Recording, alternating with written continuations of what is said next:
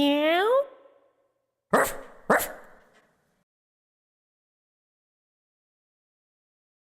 Let's talk about animals. Hosted by Jewel.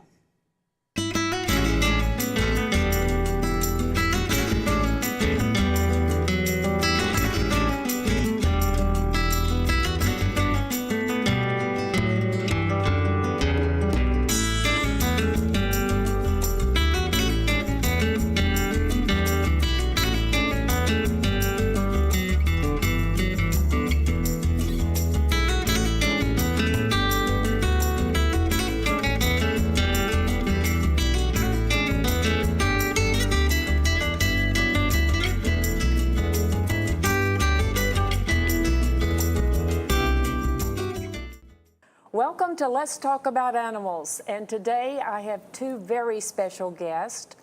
You know, one of the reasons that we started Pet Trustees was the mission of saving, protecting, and nurturing animal lives. And today I have not one but two people that actually saved Nicolette's life. And today we have with us the co-founder of Pet Trustees, my husband, Bob Morris. And it was his idea to bring Randy into our lives, and Randy actually saved Nicolette's life. Randy, tell us about your profession. Well, it's called SS Aqua Dog, and it's an aquatic dog rehab business. So what it is I actually swim dogs professionally all day. I teach them how to swim. I work with animals that are pre-op or post-op.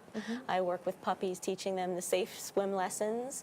I work with older dogs. I work with obese dogs, dogs that aren't quite, I guess, comfortable in their own skin. So I work for mental issues. And I also do canine therapeutic massage and Reiki. This all sounds wonderful, but I want to say one thing. 10,000 dogs every single year die because they drowned. So this is not something that's just fun. I was always taught, Randy, that dogs are natural swimmers, not to worry, that will, you know, not to ever worry about that. But Bob wisely told me that that is not the case. And you basically decided that we were going to have Nicolette have swimming lessons. Why did you get this idea, Bob? Well, I've always been concerned about the safety of tears, and then Nicolette when she came into the picture, as well as yours, of course. But as far as being at the pool and falling in, I mean, I knew I've seen tears at the bay, and I know he can swim, and I'm sure, you know, being a natural swimmer, Nicky could do the same. But my concern was that if they ever fell into the pool, they wouldn't know how to get out. Because I've seen it happen with other dogs. Fortunately, it had happy endings. But what they do is if they fall in, wherever they fall in, that's where they want to get out. And even though they're swimming and whatever, but they start to panic. And if they can't get out that side, they just continue. You know, they don't have the sense to know that those are steps. So I wanted Nicky to know that, as well as tears. And then I was in the doctor's office, Dr. Turetsky's office, a vet, and we saw the sign that this woman teaches, Randy teaches dogs how to swim. And though I didn't need that, I knew that that would probably be the logical next step to getting that safety issue taken care of. So that's how I contacted Nicky and Randy. Oh, Randy. yeah, I always contact Nicky first. And that's what I was looking at. And Randy came into the picture. And one of the biggest issue was that, and Nicky has fantastic balance. You know, she can be in the car driving and be on the console between the driver and the passenger, and as the car turns, she can do that. So as she went around the pool, because there were frogs. I use the past tense. There were frogs until Nicky took care. Until Nicky took care of them. But she'd go around the pool looking for the frogs. And oddly enough, these frogs would actually, I haven't figured it out today as to why, would actually swim up to her and do a stare off. Because she's so cute. And then what she would do is lean as far over as possible, virtually to the point that she was going to fall, but she didn't. But I knew that someday, under the right situation or the wrong situation, that would happen. Especially for the frog. And it did happen. It happened to Taz before Randy came into the picture.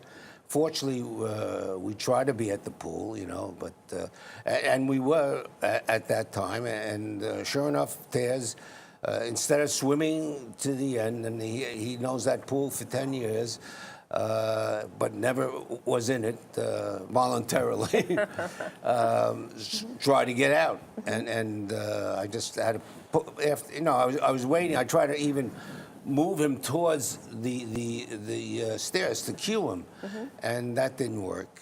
And then finally I had to pull him out. So basically, I'm ashamed to admit this, Randy, he kept talking about, oh, you've really got to get in contact with that dog coach. You really have to get in contact with her. And I kept going with this mistaken idea, which a lot of people had told me all of my life, oh, you never have to worry about a dog. A dog is a natural swimmer. So I kept putting it off, and then we were fortunately there when Taz fell into the pool. And when that happened, I realized, hey, maybe it's a good thing, and maybe let's go ahead. And he, due to his persistence, that's when... Not Taz's, mine. That's when I called you. And thank goodness we did. That was really wonderful. Absolutely. So tell us how you got involved. What inspired you to become a dog training Aqua dog person? A dog swimmer or aquatic dog rehab. And actually, good cue. This is Splash. This is my Shiloh Shepherd. And her great uncle was my previous dog. And he is what started the business. He was a 115-pound large male. Wow. And literally overnight, he got really ill. And so having myself not be that much larger on good days, 115 pounds, he was going paralyzed. And so having such a large dog going paralyzed, plus he was my everything dog, I wanted to do everything I could to keep him going and for as long as possible with a good quality life.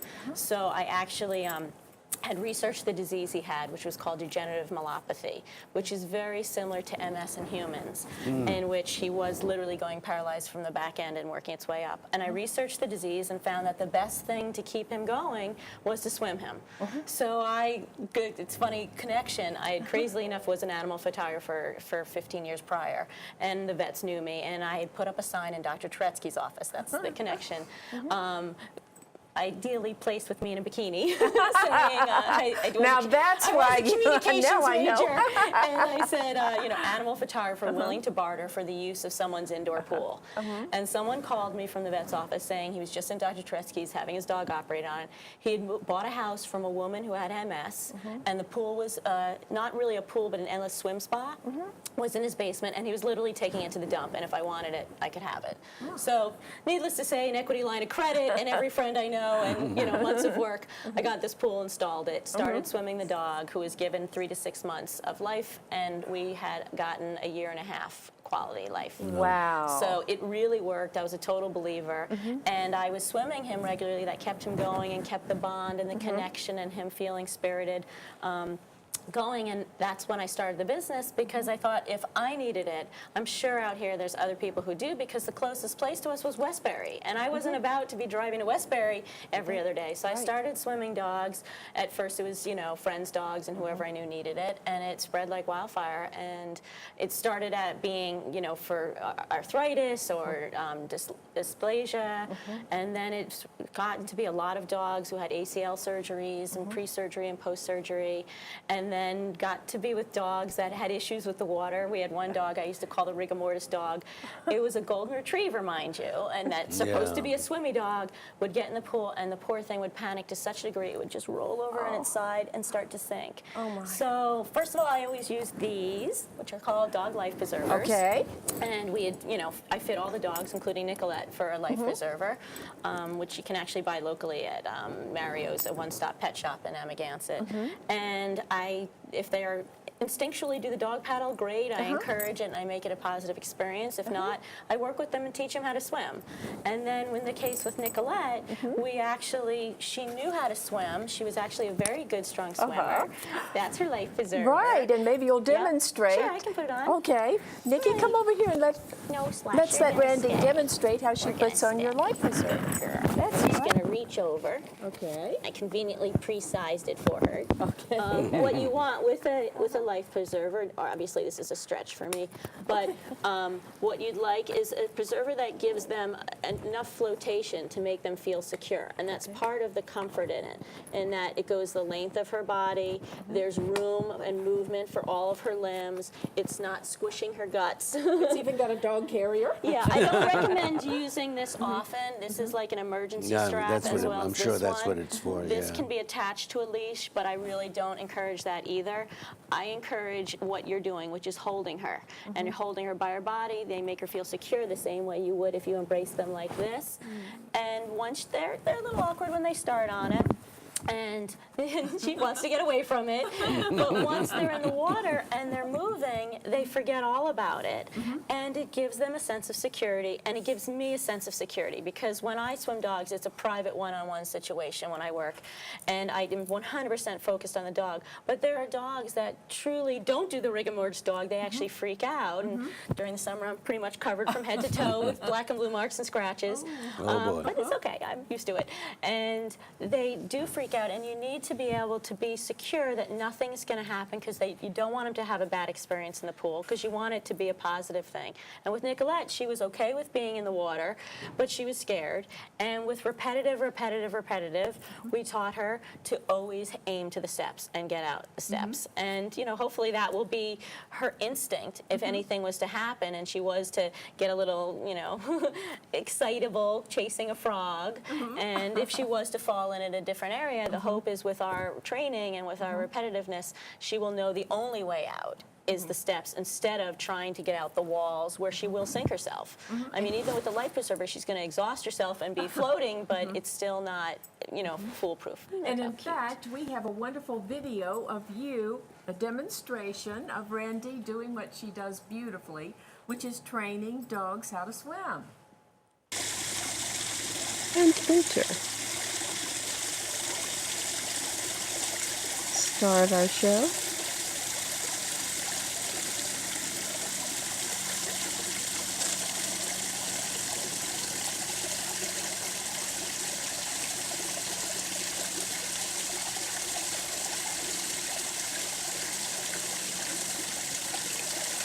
If she falls in one day chasing a frog, that she'll not know how to get out. So we are going to start and scratch. See if she takes to it and cares for it. All right, young lady, we're going to go swim. So I'm going to actually set up my watch. Ready? Okay, baby. We're going to go nice and easy. The pool feels wonderful. Beautiful pool. I know you don't feel like getting wet. Well, first you'll just stay on my lap. You're just going to stay on my lap. You don't even want to touch your paws to the water. You don't even want to touch it, but you're sitting on my lap. You can stand on my lap. What are you going to do? You going to go swim on your own? And you're going to jump out of the pool from my arms? How are you going to do that? Look at you. You're like a circus dog.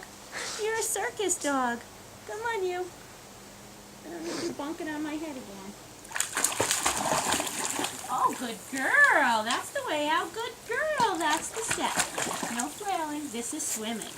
Beautiful swim. Beautiful. Good girl, Nicolette.